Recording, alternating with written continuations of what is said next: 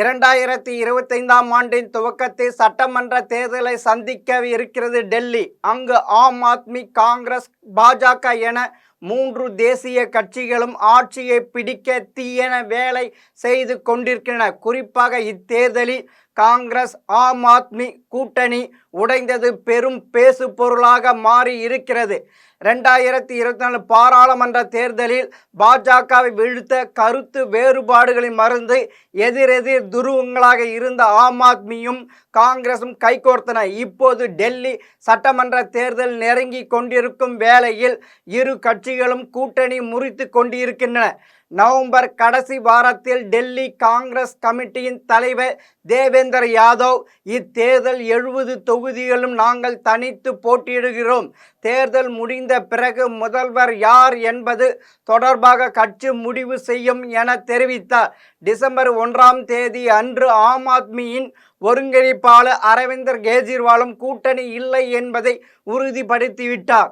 கெஜ்ரிவால் சிறையிலிருந்து வெளியே வந்த பிறகு தனது முதல் பதவியை ராஜினாமா செய்துவிட்டு அமைச்சராக இருந்த ஆதிஷியை முதல்வர் ஆக்கினார். அப்போதில் இருந்தே டெல்லியின் பல்வேறு பகுதிகளுக்கு பயணம் செய்து பிரச்சாரங்களை மேற்கொண்டு வருகிறார். இந்த பிரச்சாரத்தை ஆரம்பித்த போதே சட்டமன்ற தேர்தலில் தனித்து போட்டியிடும் முடிவை எடுத்துவிட்டார் கெஜ்ரிவால் என்கின்ற ஆம் ஆத்மி நிர்வாகிகள். முன்னதாக டெல்லி சட்டமன்ற தேர்தல் ஒரு தர்ம யுத்தம். கௌரவர்கள் போல பணபலமும் அதிகார பலமும் கொண்டிருக்கிறது பாஜக.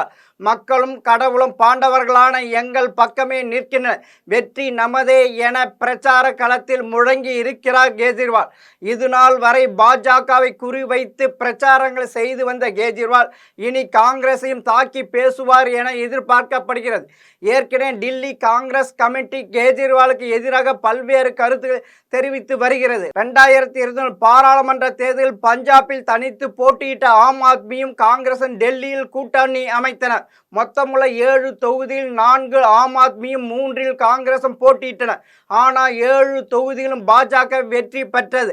அதை அடுத்து நடந்த ஹரியானா சட்டமன்ற தேர்தலில் காங்கிரஸ் கட்சியுடன் நடைபெற்ற பேச்சுவார்த்தைகள் கைகூடாததால் தனித்து போட்டியிட்ட ஆம் ஆத்மி அதன் பிறகு 2 கட்சிகளும் இடையிலான இடைவெளி அதிகரிக்க தொடங்கியது. தற்போது 2 கட்சிகளுமே டெல்லியில் தனித்து போட்டியிட முடிவெடுத்திருக்கிறது. இந்த முடிவை கிண்டல் செய்யும் விதமாக பாராளுமன்ற தேர்தலின் போது நாங்கள் ஒன்றாக இருக்கிறோம் என்றன. இப்போது நீங்கள் யார் என காங்கிரஸ் ஆம் ஆத்மி மாறி மாறி கேட்டுக்கொள்கின்றன. இந்தியா கூட்டணிக்கு தொலைநோக்கு பார்வை இல்லை, வெறும் அதிகார வெறி மட்டுமே இருக்கிறது என்கிறார் பாஜகவின் தேசிய செய்தி தொடர்பாளர் சேஷாத் பூனாவாலா. இந்த தேர்தலை சந்திக்க 43 குழுக்களை அமைத்து வேலையை தொடங்கியிருக்கு டெல்லி பாஜக.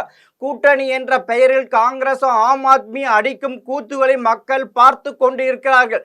கூட்டணி விவகாரத்திலே தடுமாறி கொண்டிருக்க இந்த இரு கட்சிகளும் மக்கள் நிச்சயமாக வாக்களிக்க மாட்டார் என்கிறது.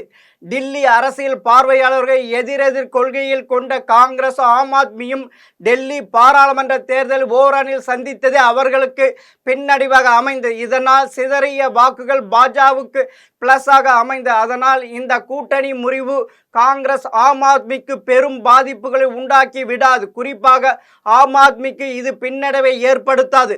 தனக்கு பெரும்பான்மை கிடைக்காத பட்ஜெட்டில் காங்கிரசுடன் தேர்தலுக்கு பிந்திய கூட்டணியை உருவாக்க தயங்க மாட்டார் கெஜ்ரிவால். ஆனால் ஆட்சி மீதான அதிருப்தியை சமாளித்து அவர் மீண்டும் முதல்வராவது மிகவும் கடினமான விஷயம். இப்போதைய நிலவரப்படி களம் ஆம் ஆத்மிக்கு சாதகமாக இல்லை. தேர்தல் நெருங்கும் சமயத்தில் கட்சிகள் கொடுக்கும் வாக்குறுதிகளும் பிரச்சாரங்களுமே டெல்லியை ஆளப்போவது யார் என்பதை தீர்மானிக்கும் என்கிறார்கள். 2024 பாராளுமன்ற தேர்தலில் இந்தியா கூட்டணி இணைந்து செயல்பட்டதால் 230 இடங்களை வென்று ஆச்சரியத்தை கொடுத்தன. இது இப்படியே பயணித்திருந்தால் பாஜக மெல்ல மெல்ல அகற்றிருக்க முடியும். ஆனால் அதன் பிறகு நடந்த ஹரியானா, மகாராஷ்டிரா சட்டமன்ற தேர்தலில் இந்திய கூட்டணி படுதோல்வியை சந்தித்தது. இதனால் அக்கூட்டணியில் உள்ள கட்சிகள் இனி இந்தியா கூட்டணிக்கு வேலைக்கு ஆகாது என்று நினைப்பு அதிலிருந்து விலகி துவங்கி இருக்கின்றன. இது பாஜகவுக்கு லாபமாக தான் போகும் என்பது மாற்று கருத்தில்லை.